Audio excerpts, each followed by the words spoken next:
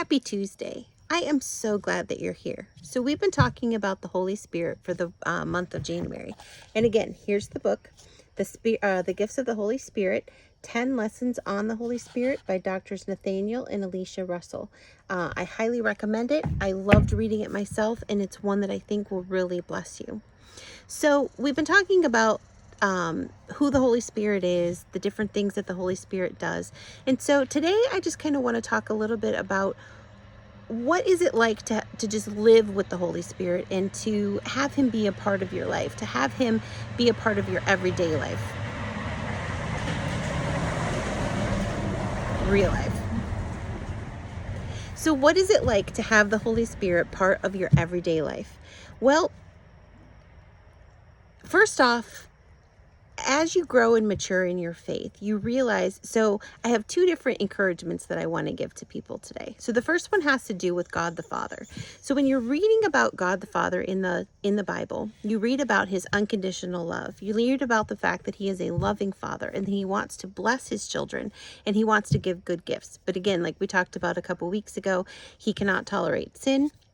He's a just God, and if it was up to us, he would not be able to even be in our presence, or we wouldn't be able to be in his presence, I should say, because of our sin. But he made a way through Jesus Christ and through his sacrifice on the cross so that we can live in eternity with him forever. So when you look at God from that perspective and from that angle, you're able to see that there are different things in the Bible, different commands that he gives us of ways that we're supposed to live. So when we live inside his will and we obey his commands, then we receive a blessing. Doesn't mean that our life is perfect by any means, but we are blessed. When we choose to live outside of his will or to disobey, then consequences, negative consequences happen. So one of the ways, or one of the things that I have grown to as I've matured in my Christian faith, it's that when God gives us a command, I used to think of it as God is just trying to take away my fun. He doesn't want me to have fun. He wants me to do the boring things, the things his way. He doesn't want me to live life and have fun. But that is so opposite of who God really is and what God's heart is for us. So I was trying to think of an example that would work. And so I'm going to use the example of overeating. So God created food for us to enjoy, and he created all food for us to enjoy. There are verses in the Bible that talks about just because everything is permissible to me does not mean that everything is beneficial. Just because I can do something doesn't mean that I should do something. So just because God created food, and just because he created, the four senses, or the like sweet, salty, sour, bitter, whatever, all the different taste buds that we have, he did that so that we could actually enjoy food. He created it to be enjoyable, but that doesn't mean that he wants it to take over our life. When we allow anything to have more power in our life and more control in our life than it should, when we don't control it, but it controls us, that becomes a problem. So overeating is not part of, it's not part of God's plan. Enjoying food within moderation is, but if we are at the point where we cannot do that in a healthy way, then we need to put guardrails or boundaries up. So one of the ways that the Holy Spirit can help with that is, say for instance, you have somebody like me who is an emotional eater, and I guess I should say was an emotional eater. It's something that I'm working on, and God is giving me freedom in my life from. So how did I get to the point where food controlled me to where food doesn't control me anymore? Well, that's where the power of the Holy Spirit comes in.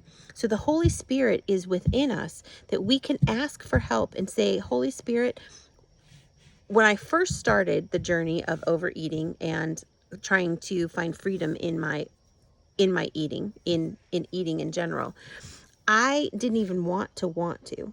So I had to ask the Holy Spirit for the want to want to.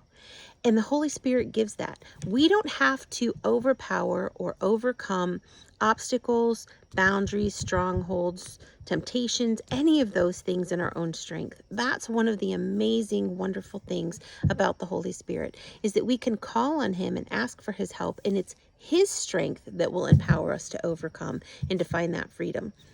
So first I would ask the Holy Spirit to help me want to find that want to actually overcome and eat in a way that is pleasing to my Father. Then the Holy Spirit helps me on a day-to-day basis. It helps me as I work through that. So say I'm actually going through a program right now, and I'll have to show you that book later, put that in the link. Amazing author, really shows you how to take captive your thoughts, to renew your mind, because it is the renewing of our mind that actually brings us freedom. So so that has been incredibly helpful for me for these last 4 or 5 months, and it has made a big difference in my life. But it is the renewing of the mind with the Holy Spirit. So so that is how the Holy Spirit, I call on him all the time, all day long.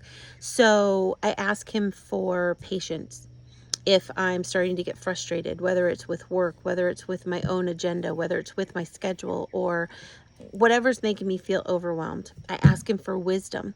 I ask him for wisdom, not just for myself, but sometimes, a lot of times, if I'm going to the doctor, or if I have somebody who's sick in my life that I'm worried about, I will ask for wisdom for the doctors.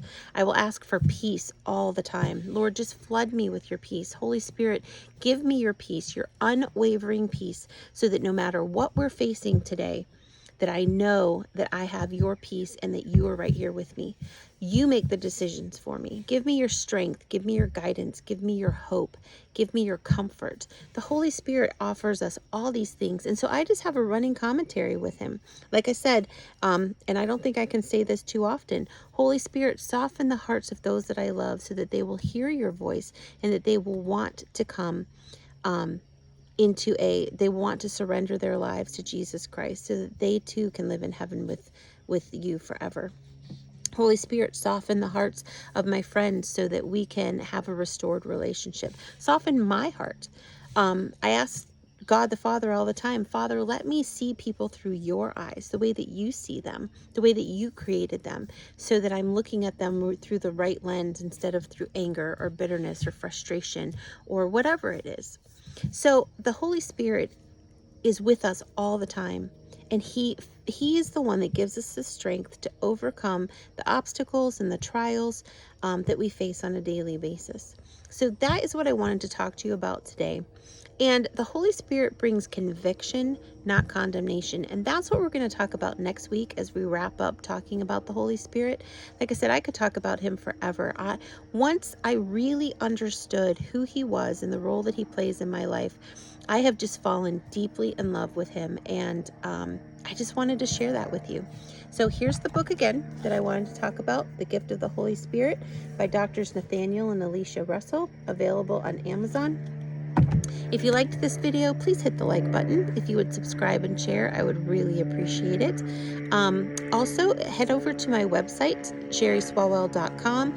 And if you're interested in growing your relationship with God, with Jesus, and or the Holy Spirit, check out the membership. It's on my website. It's also in a link in the comments below. 365 days a year, you will get encouragement in your inbox to grow your relationship with God.